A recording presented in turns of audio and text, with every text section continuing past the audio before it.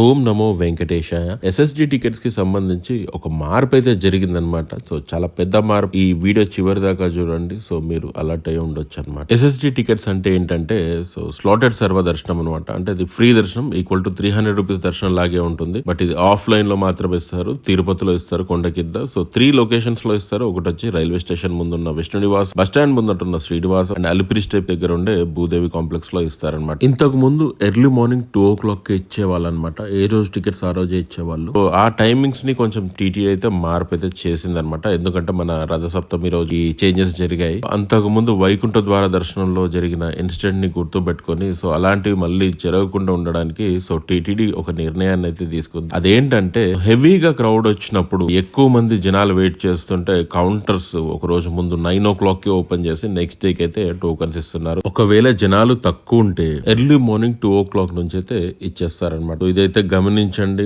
మీరు వెళ్లే ముందు ఒకసారి ఇంతకు ముందు లాగా వెళ్లకుండా ఒకసారి 9 o'clock వెళ్ళి కౌంటర్స్ ఓపెన్ చేస్తారా లేదా చెక్ చేసుకోండి. ఇక మీకు ఇంకేదైనా డౌట్ ఉందంటే నాకు ఒక మెసేజ్